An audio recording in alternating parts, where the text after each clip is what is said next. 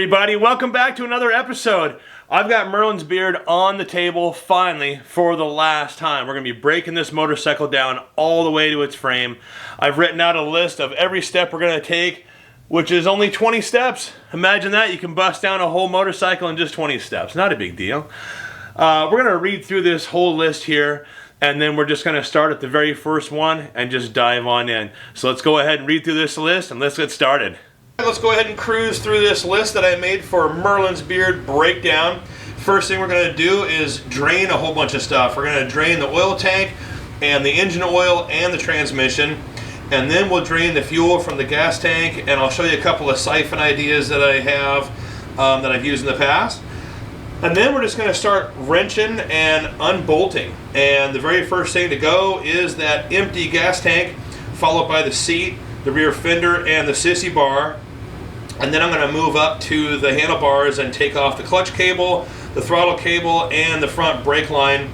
And then I'm going to remove the handlebar and the riser combo as one off my Springer. Then I'll grab my exhaust off the bike. I'll take the battery and the battery box out of there. Drop out the oil tank. And then I'll take the rear brake reservoir and the pedal off, swing around, take off the forward controls, and then take the shift lever off the left side. While I'm there, I'll take the coil and the plugs and the plug wires out of there. And then I'll swing around back over to the right side, take off the carburetor, and then I'll pull all of the wiring as I'm labeling everything, and then finally take the electrical box off with that. And then I'll remove the Springer with the wheel and the brake and the lights and all that stuff still attached as one unit. It's a lot easier just to store it as one piece, and then I'll go ahead and go through everything later. And then I'm just left with the rear wheel, the chain, and the rear brake caliper. And at that point, I'll just have a hardtail frame with an engine in it. And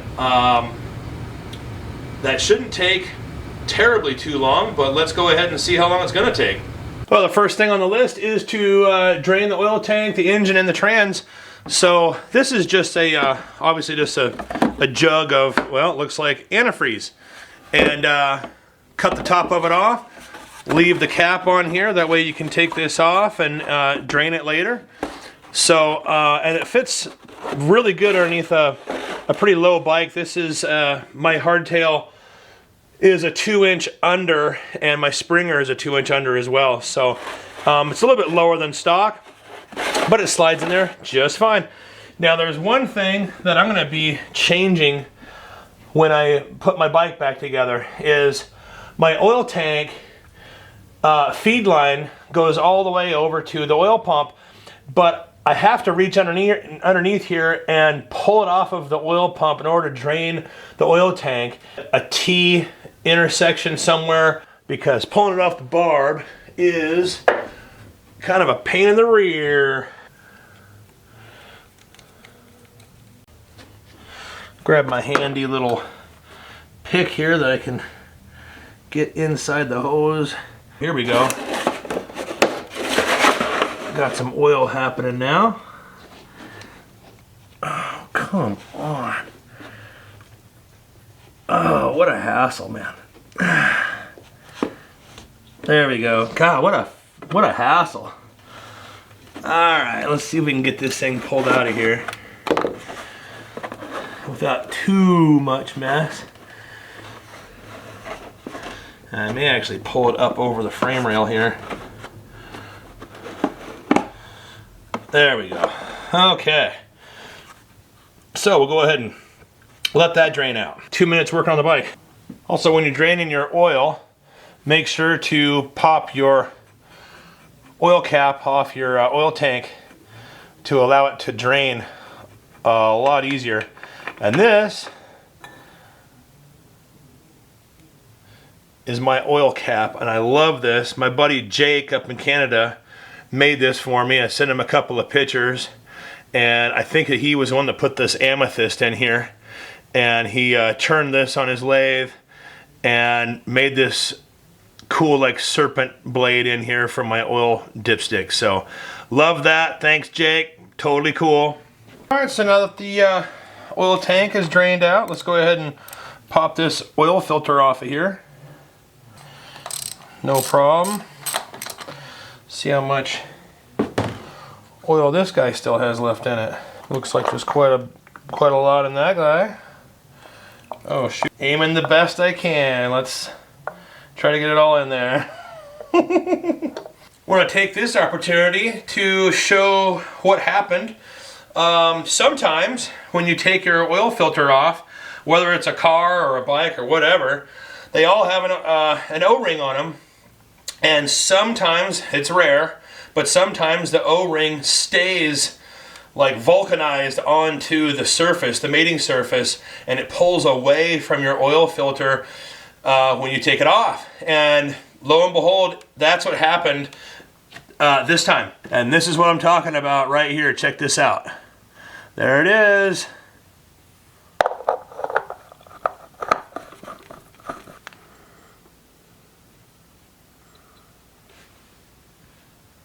It's time to drain the transmission, so let's go ahead and this is the bolt right here, the drain bolt. Let's go ahead and put this guy on here. Ooh, she was on there good, huh? Oh, she's on there real good. Okay.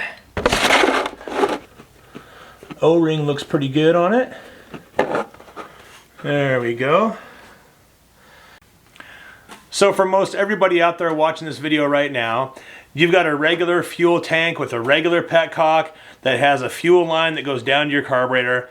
All you have to do is just remove the fuel line that goes to your carb, turn your petcock on, and it'll all flow out. For those of you that have like an EFI, some type of pressurized petcock, excuse me, or you just need to borrow some fuel from a buddy because you ran out on the side of the road, there's a number of different ways that you can siphon fuel. The old way is just throw a hose in there and start sucking on the hose until you get gas in your mouth, and then keep that flow going and throw it into a jug or into your gas tank or something like that. There's also what they call a shaker siphon, and it's got a little ball inside there. I can't find mine right now, but you put the hose inside and you start to shake it, and it'll just draw it up. It's like a check valve in a way, and it'll just keep drawing it up until it finally goes over the edge, and then it'll just start to flow. There's also the trick of putting a rag, put a rag over your fill neck, put the hose in there, and then blow into the hose, which creates a whole lot of pressure, and then release it out of your mouth real quick into the bucket, and that pressure should start the flow. You can also do the same thing if you have like a water bottle. You could cut a hole in the top of the cap and put that in there, and you could squeeze it, and you can make it work that way.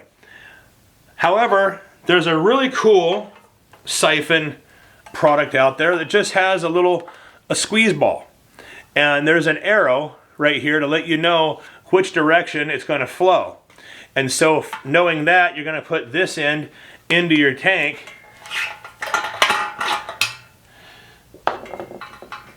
like so, at the lowest point, and you're going to take this, and I've got a little bottle over here, and you're just going to start to squeeze it, and let's just see if it works. Look at that. Can you see it? Can you hear it? It works just that fast. And just pump, pump, pump. Just a few ideas to siphon your gas tank if you need to. Boop, boop, boop. All right. Yep, flowing. Depending on how long this project's going to be sitting, you don't want spiders and, I mean, wherever you live, possibly small little snakes or, you know, wasps making mud nests or whatever. Just, it's really cool just to put a plug in there. I'm going to replace all this hose anyway, so it doesn't matter, but it's just easier to throw a plug in there.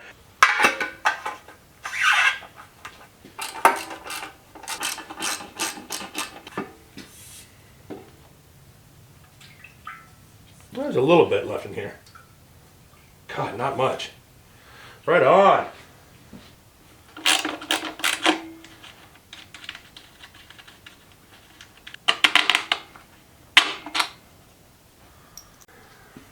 Let's bust open. Let's bust open this cubby hole. What's in here? Well, if anybody watched my tool bag, oh, that's right. I always forget. I have to actually unzip this bag and then take the stuff out of here in order to get the whole entire bag out. Oh my God.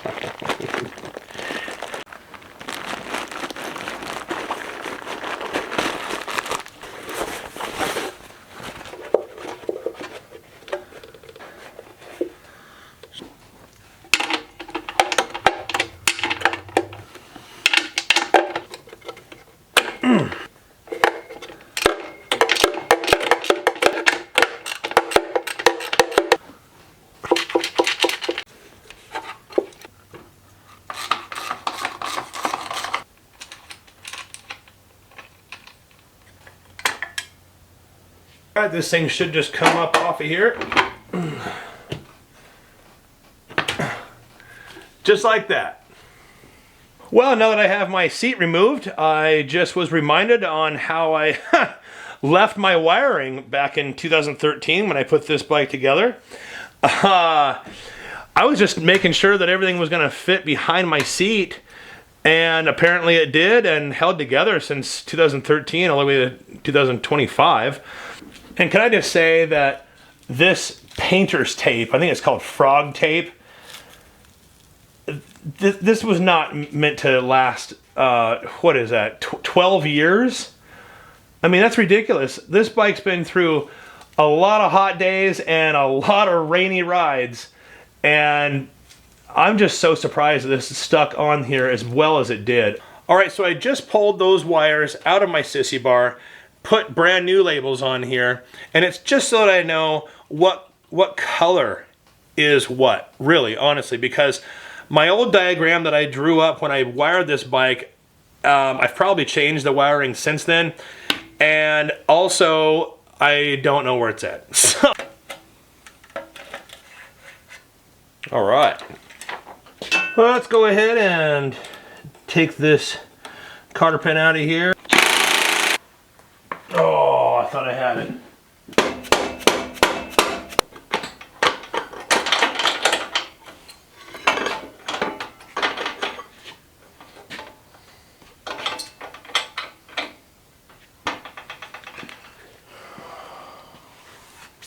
This is something that I came up with that really helped me out. Instead of welding a bolt to the fender in case you break it or strip out the threads, I just welded a pretty heavy tack on either side of a flat on the head of the bolt, and that way, as long as I can push the bolt through the hole and hold it there with my finger, I don't need a wrench. Now that the rear wheel's out, let's go ahead and take this rear fender off.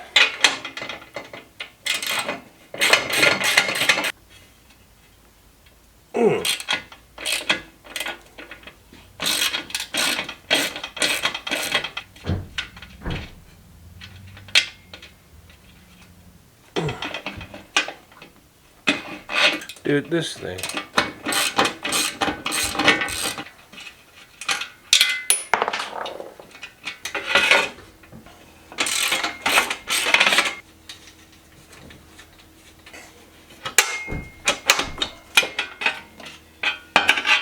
While we're here, we might as well take the sissy bar off.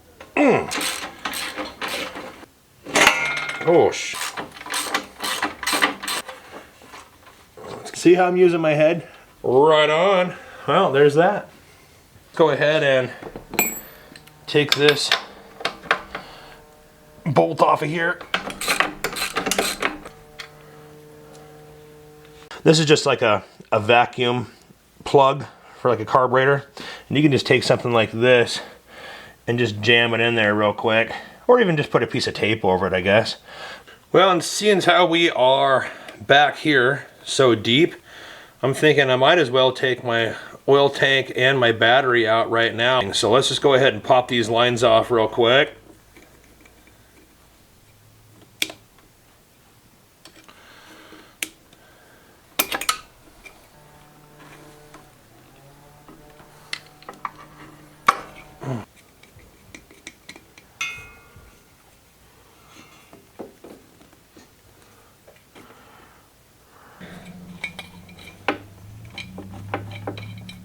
There we go. That one's free.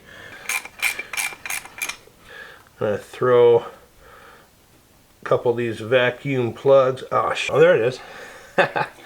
On here, and then we'll pull this thing off. Which way did this thing slide out? I can't. Oh, there it goes. Perfect. I'm going to push these grommets out of here while I'm at it so I don't forget. Okay, just because, you know, I'm kind of a nerd, I like to put excessive labeling on my stuff. I'm going to punch in feed, return, and vent. All right, we got the F there for feed, and we've got V for vent, R for return. I relocated my voltage regulator back here on my battery box, and I really like the location. It cleans up the front of the bike.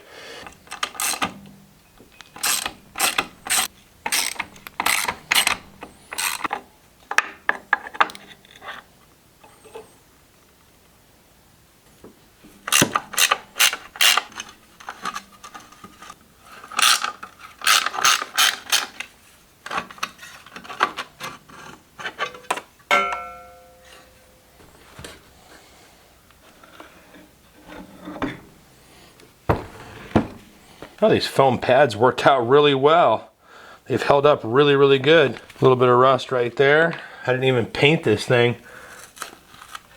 And the foam pad on the bottom worked pretty good.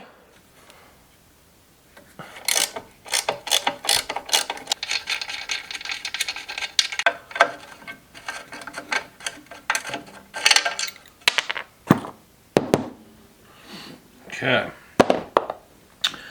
One last bolt here.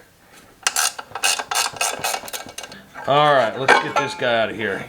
Very cool. I think it's about time we went ahead and took these pipes off, get them out of our way. So let's go ahead and jump right into that. I've got my sneaky little setup.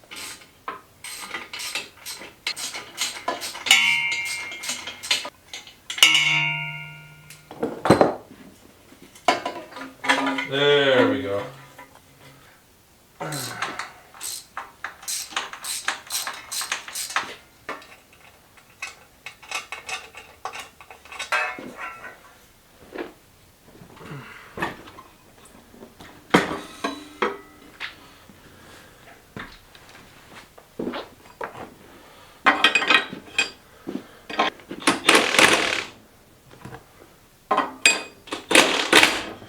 There we go.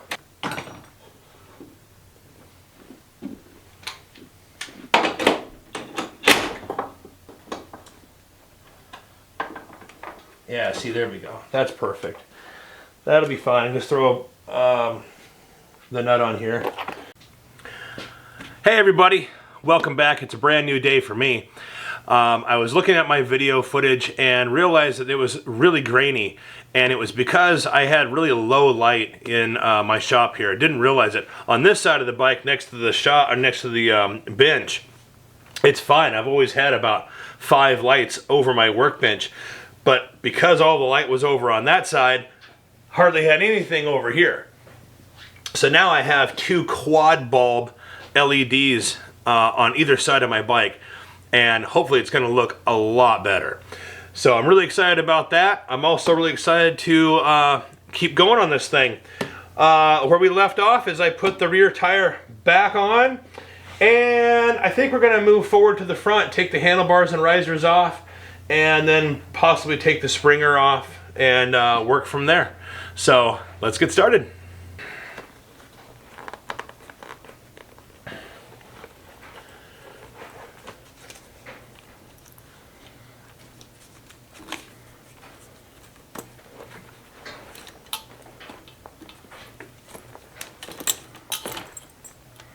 I was going to take the clutch cable off, but I'm just going to take the entire lever assembly off of here.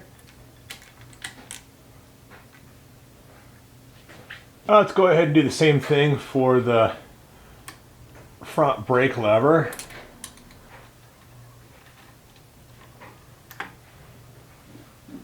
Let's take off my throttle. Well, that's all I needed with that. Wow. One twist of the screw, good to go. Let's go ahead and take the riser handlebar combo off the top of the Springer.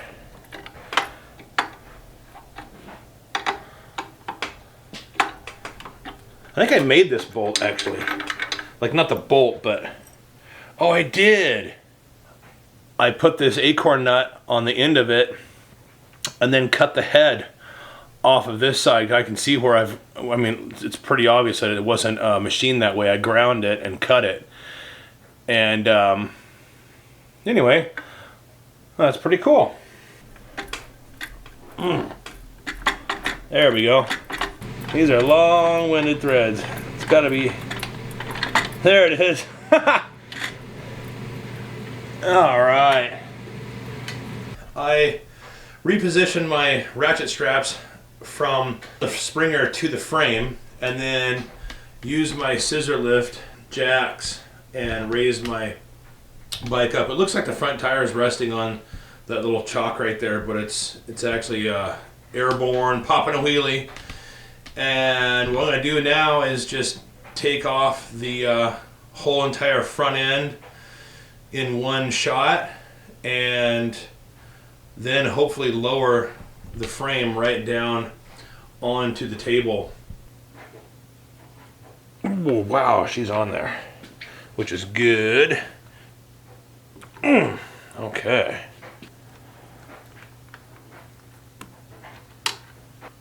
So I came up here to loosen up my pinch bolts on the top of my Springer top clamp.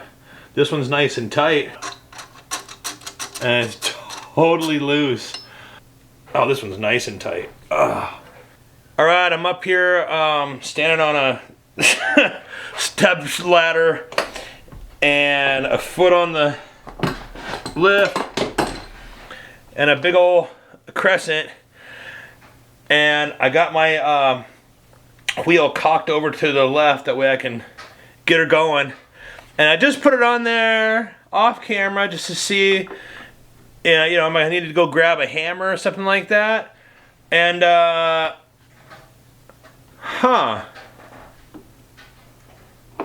so, clearly no Loctite on this at all.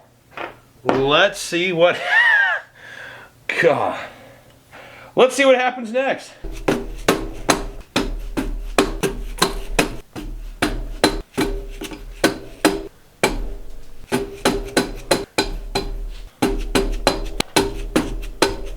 There. Okay.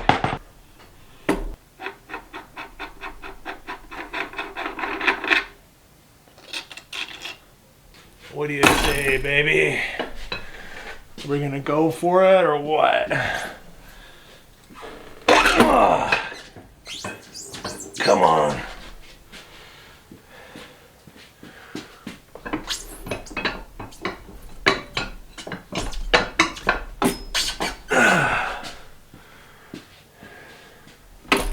There she goes. Come on. Come on. Oh, shit. All right. Oh, God. Dude, you're heavy. Let's go ahead and take off the derby cover real quick. See if I can't get this clutch cable off of here.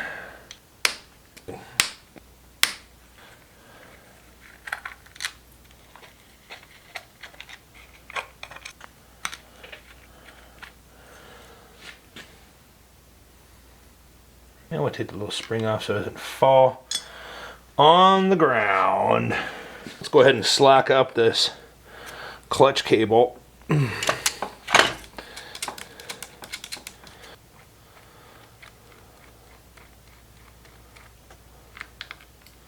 There we go. Let's go ahead and loosen up this clutch adjuster here. See if we can't get this ramp assembly out of here. There it goes. And then there it goes.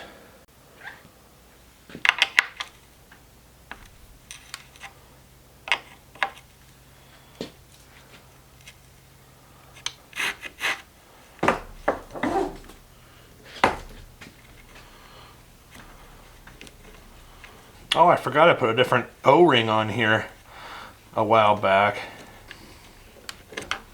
Right on. I'm gonna thread this back on, but I went ahead and left the coupler off this little guy right here, because even though when it's pivoted like this, it can't come off, but when it's laying down like this, like it would hang with gravity, it can slide over. And I'm gonna be wrestling this engine around and stuff once I take it out of the frame, so I really don't want it to get lost down inside. Just so I have it in here so I don't lose it.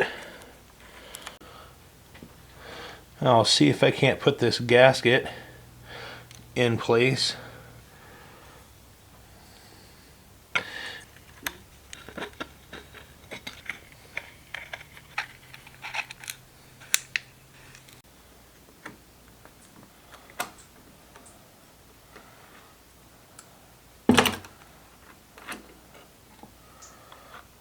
Oh shit, I guess I gotta leave that on there now. Actually, yeah, you know what? I'm gonna leave that on there because they don't know where I had my shifter in position. Sounds good.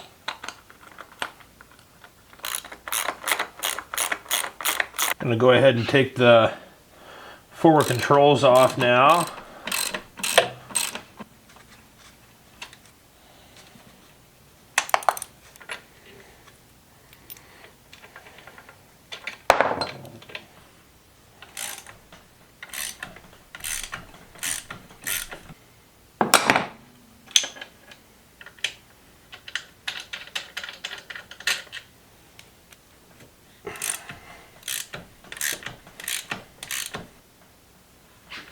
Uh-huh.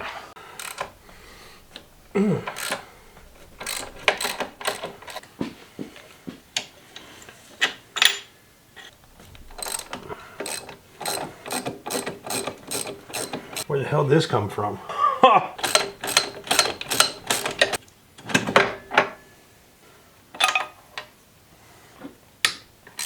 There we go.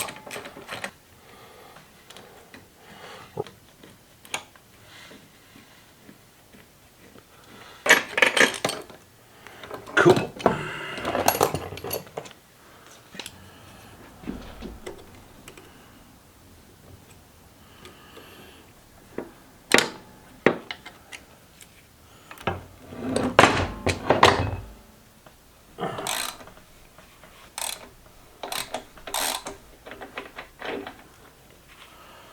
Jesus.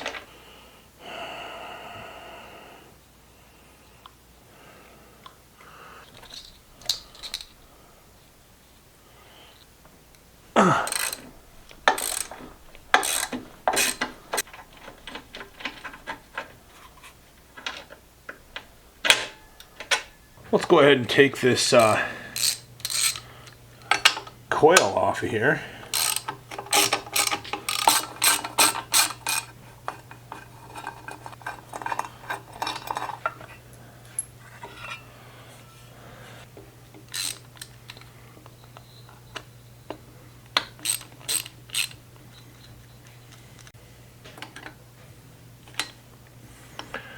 Oh, this will be interesting. I wonder what these spark plugs are going to look like right as I blew my head gasket. God, those are running good. Damn. That's running really, really good. Let me get you in on that. You see the insulators right here? It's like a nice tannish white color. Now, the one over here, the left side, that was in the front jug. And the one on the right side over here, this was on the rear jug. But look at the top of the electrodes.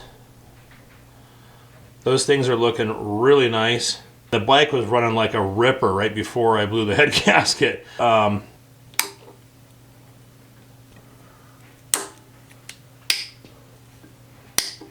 I think the harness is free for the most part. Yeah. What is this? Wait a minute. Oh, what a cluster. My plug was a solid plug. It wasn't just like a thick wall pipe. It's a solid plug, so I can't run wires up inside my frame. So I'm thinking maybe of just welding a tube.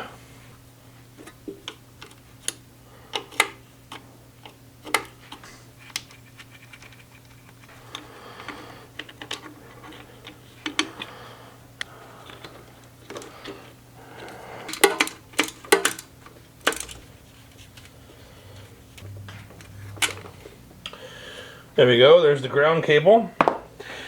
All right, well there's my electrical box, and yeah, let's take a look at it. The bottom of it, bottom.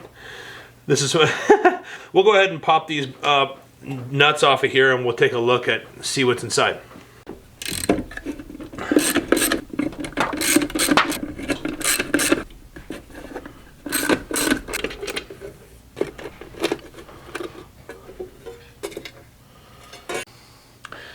So this is a little bit brighter over here, so we can take a look at it. Starting right over here, this is a barrel key switch. That's my ignition. This is a little pole switch, like a lamp, for my lights. And you just kind of... And these little three tiny little LEDs are just for fun. They're just on the side. It shows me when my key is still left on, when I actually have power switched on, which is over here, and when I have my headlights on.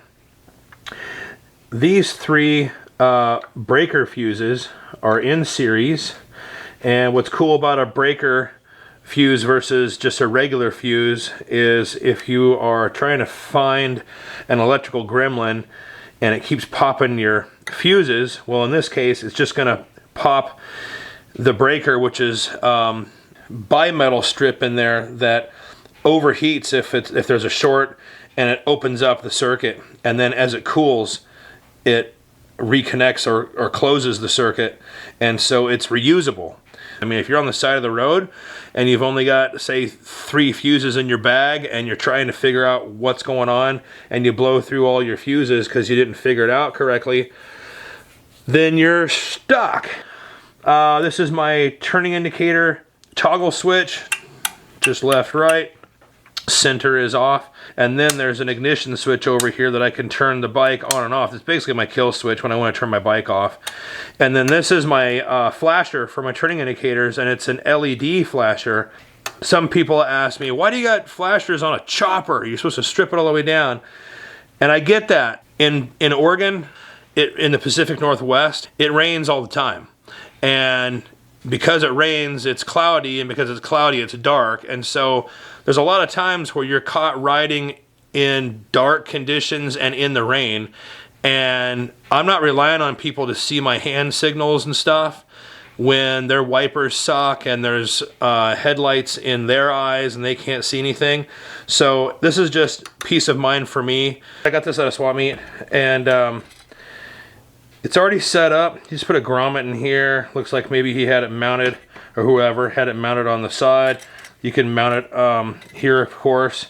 But there's just a little screw that goes in here, and then the whole thing pivots down, which is really slick. Looks like they had flashers in here as well. This foam block idea is a really cool idea. I really like that quite a lot. And they've got a barrel key on it as well. Looks like maybe an ignition, like on off. Maybe this is to show that you've got your key is still on.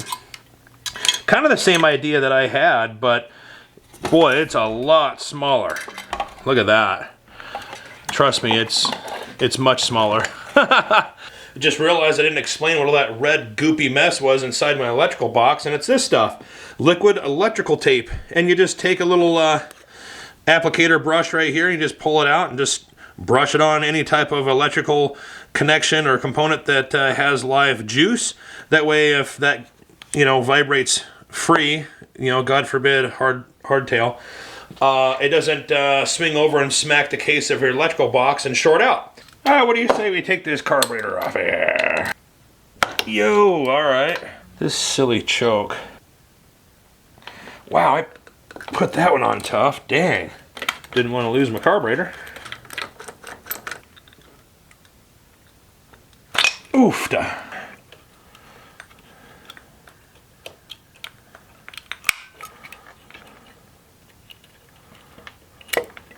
And let's take this rear brake reservoir off of here.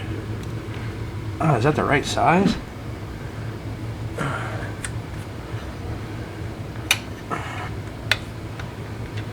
I think they're different lengths. I can't remember. That's actually pretty long. Looks like I replaced these. They were probably chewed up. Oh yeah, this one's short. Oh, maybe not. Well, yeah, a little bit shorter on the bottom. And then we can move this out to give myself a little bit more room to get this nut off. There we go. And that can all come off of there. Well, it's a new day, and I've cleaned up the tabletop here, and we're going to take the engine out of the frame. Now, there's a lot of different ways to do this, and I've got a bad back. I think I've mentioned it before, but I've had one since high school, and I don't bear hug this thing and try to wrestle it out of there, or I'll be down for a couple of weeks. So what I've done in the past, I've done two things. Taken the entire frame and motor and laid it on its side on the table, unbolt the engine from the frame, and then just lift the frame off. And then I have a stand for my engine that I made, bolt that to the bottom of the engine before I tilt it back upright, and then put it upright. The other way to do it is to throw a strap around here and use a cherry picker to like pull a car engine. I've done that before as well, but I find that laying the whole entire frame and engine on its side is a lot easier for me, and so that's what we're going to be doing.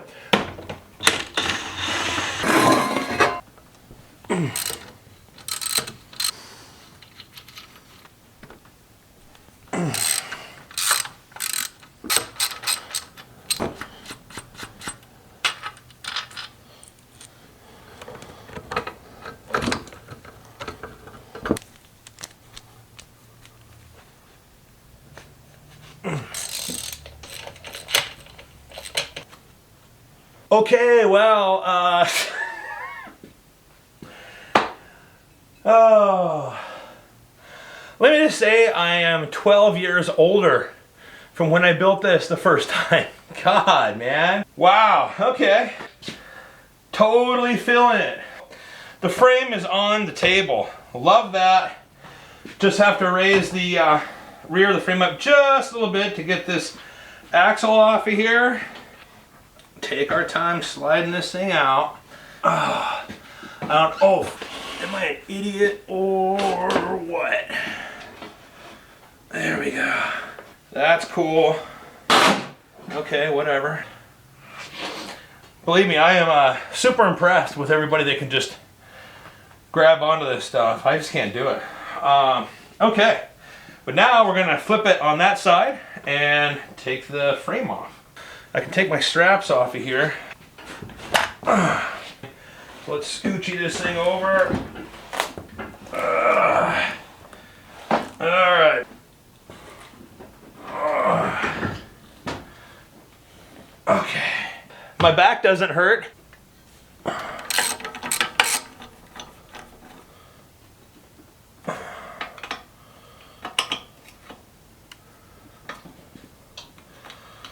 How did I get this in?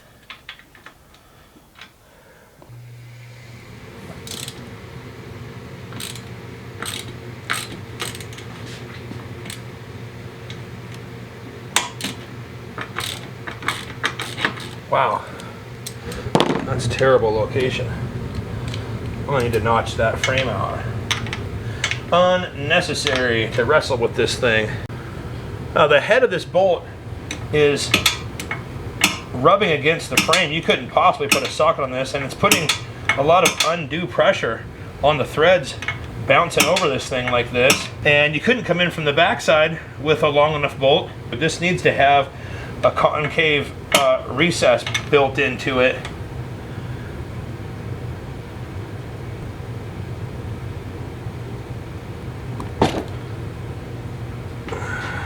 Well, this one's on good. Oh, there it goes. Get out of here.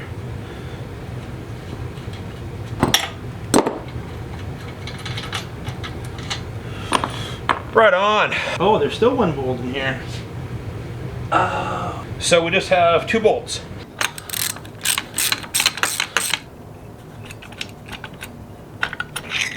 There's that plate, and here's this plate.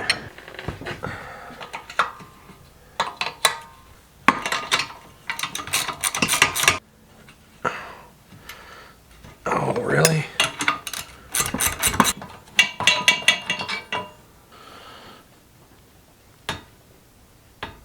Oh, buddy.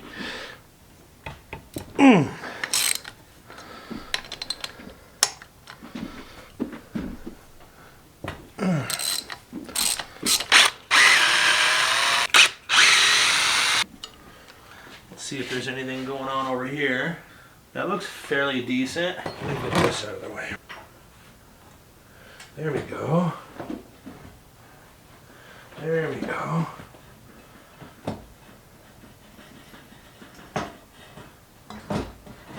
There. I think we're free. Yes. Oh. Woo! All right, check out this old dirty dog. I made this, well, when I built my bike. You mount the back of the tranny up to here, and there's one mount right there, it looks like.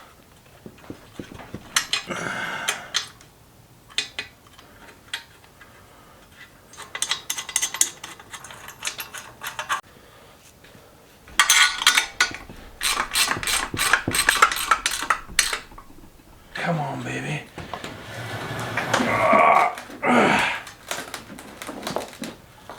Man, that's badass. That's killer. Well, that just about wraps it up for this video for the teardown.